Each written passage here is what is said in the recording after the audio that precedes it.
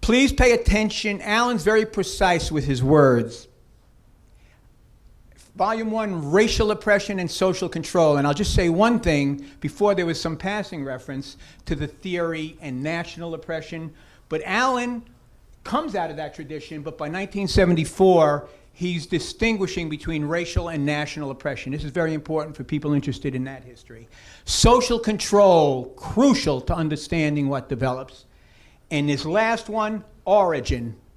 He uses origin in the singular, the origin of racial oppression, and here's why.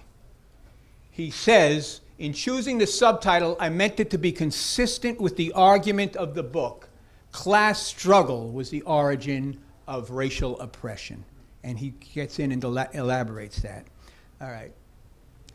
This is a fellow, Carl Davidson. Some of the old timers might know, but he's been around, and he knew Alan way back. But what he says here, and if you go to my webpage, on Harrison and Allen, I have all kinds of comments from activists and scholars on the importance of their work. People you've read, you know. But Davidson, what he says here, I think is on point. You have to work to get through these 2 volumes, but once you do, it will change your life and outlook forever.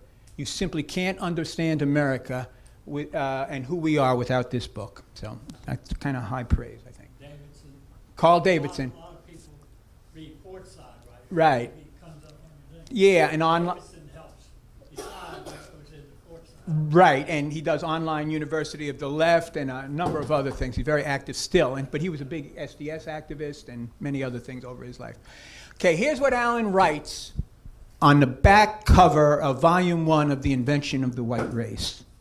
When the first Africans arrived in Virginia in 1619, there were no white people there, nor, according to the colonial records, would there be for another 60 years. The word white does not appear in a Virginia colonial record until 1691. But it's not simply that the word white doesn't appear. The white race, as we know it, was not functioning. And he bases this on going through 885 county years of Virginia colonial records. He was camped out in Richmond going through all these primary sources. And I now have his papers, which we're looking to place at a major repository, but he's got over 1,000 pages of transcribed notes from this early period. No one else has done this. And what he's always doing is he's looking at wherever in the records laboring people had a voice, the African-American woman, Dutch man, you know, the English, Irish, whatever. So it's a major resource. Alan goes on to elaborate on that. Others living in the colony at the time were English. They had been English when they left England, and naturally they and their Virginia-born children were English. They were not white. White identity had to be carefully taught over the next 60 years. Didn't come naturally, right? Had to be taught. We'll get into that. Here's a case that might interest you. John Punch, 1640. Still no white people. John Punch is what's called, and I'll explain this a little more in a second, a chattel bondservant. He escapes with 2 other chattel bondservants. They were limited term. They served a few years. And he escapes with Victor, a Dutchman, and a Scotchman called James Gregory, still not white, right? And John Punch, who's of African descent, gets the harshest punishment because the plantation owners, whenever they thought they had someone who might be vulnerable, would try and impose harsher penalties, whether it be a woman, a youth, whatever, right? And in this case, they tried to sentence John Punch to lifetime servitude.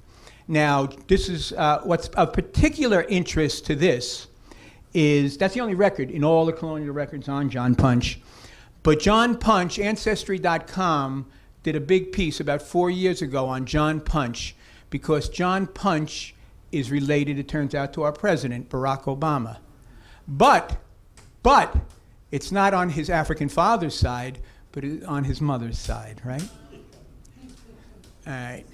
Bacon's Rebellion, 1676, 1677. This is a big event. I'm going to get into this in more depth.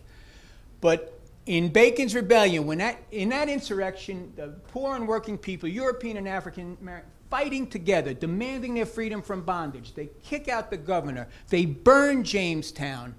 And in the final stages, a ship captain was one of the people sent to put them down, and he writes, I there met 400 English and Negroes in arms, still not white, right, who were much dissatisfied. Some were for shooting me, and others were for cutting me in pieces. I told them that they all were pardoned and freed from their slavery. Most of them I persuaded to go, except in the end, 80 Negroes and 20 English would not deliver their arms. Still not white, right?